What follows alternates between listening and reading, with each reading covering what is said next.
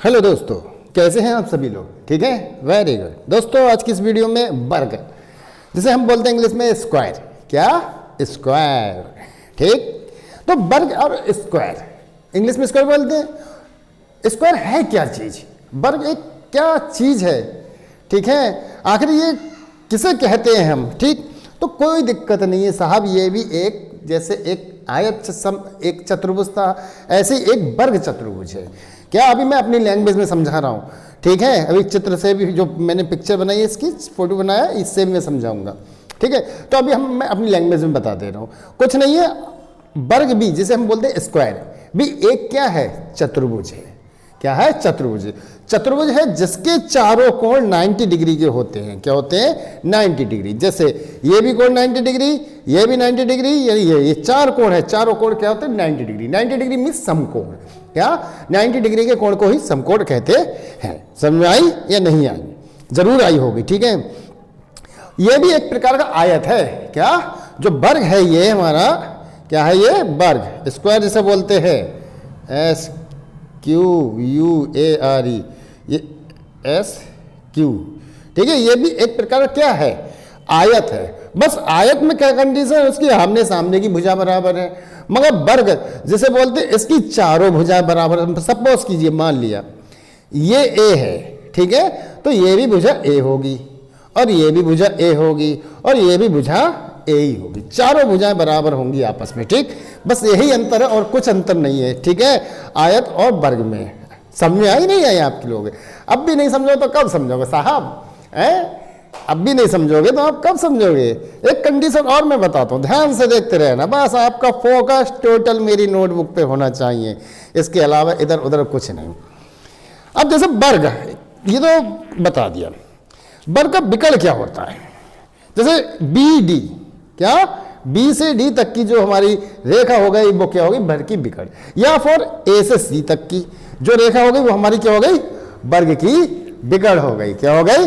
वर्ग की विकर्ण। जैसे ध्यान से देखना, बहुत मस्ती से काम चल रहा है साहब। ये समझ में आ गई? तो हमारी ये क्या हो गई? B और D, ये क्या हो गया? विकर्ण। क्या चीज? विकर्ण। वर्ग का क्या हो गया हमारा? विकर्ण। समझ में आया या नहीं आया? चलिए थोड़े से आप लोगों के लिए एक लैंग्वेज बनाता हूं, आप देख क्या याद करो किस गरीब से पल्ला पड़ा है। जैसे मान लिया, जैसे वर्ग, जो वर्ग का क्षेत्रफल होता है, वर्ग का क्षेत्रफल ये हो गया ABCD, ये एक वर्ग है। इसका क्षेत्रफल, क्या? क्षेत्रफल का अनुपात क्या होता है? अब ये आपके सामने एक नई चीज आई है, वर्ग के क्षेत्रफल का अनुपात। हर कोई नहीं बताता है साहब, ठीक है, बिलियन टू में से कोई बताता है। तो वर्ग का क्षेत्रफल का अनुपात, तो वर्ग, अभी देखते रहे ना ध्यान से, वर्ग के, ये शॉर्ट में मैं लिख देता हूं, क्षेत्रफल का अनुपात। अब वर्ग के क्षेत्रफल का अनुपात क्या होता है भैया? तो ध्यान से देखो, 1:2 होता है। आप कहिए क्यों? क्या क्यों होता है भैया? आप भी कहते हो ना, छपा छपा है, बता दिया आपने। क्या छपा छपा है भाई साहब? छपा छपा है बताना, मगर उसे समझाना को कैसे है? ठीक है, मैं अपनी लैंग्वेज में बता रहा हूं। जैसे एक ये वर्ग हो गया ABCD, तो वर्ग तो हमारा एक ही है ना, स्क्वायर एक है। बट इसमें विकर्ण कितने हैं? विकर्ण तो 2 हो गए, 2 पार्ट में डिवाइड कर दिया इसने वर्ग को, तो वर्ग का क्षेत्रफल कितना हो जाएगा? 1:2। समझ में आ गई? नहीं आई? अरे साहब, अरविंद केजरीवाल बन गए खांसते खांसते, और आपको समझ में नहीं आ रही है? कोई तरीका तो नहीं है साहब। चलिए, अब वर्ग का चलो क्षेत्रफल का अनुपात बता दिया, तो वर्ग का क्षेत्रफल क्या होगा? वर्ग, जैसे बोलते हैं हम स्क्वायर, वर्ग का क्षेत्रफल। तो वर्ग का क्षेत्रफल भुजा स्क्वायर। क्या? भुजा, भुजा का स्क्वायर, ठीक। भुजा क्या? A, तो A स्क्वायर। अगर 8 होता तो 8 का स्क्वायर, 4 होता 4, जो भी इसकी माप होती उसका स्क्वायर, भुजा का, ठीक है, वर्ग का क्षेत्रफल। अब एक कंडीशन और आपके सामने आ रही है भैया, आपने कह दिया साहब विकर्ण तो खींच दिया, क्या? मगर विकर्ण का फार्मूला बताया नहीं आपने वर्ग के विकर्ण का। चलो साहब वो ही बता देता हूं मैं, क्या दिक्कत है? अरे साहब आपके लिए तो सब हाजिर है, एक बार कह के तो देखो, ठीक है। अब वर्ग का विकर्ण, वर्ग का विकर्ण, वर्ग का विकर्ण देखिए क्या होता है।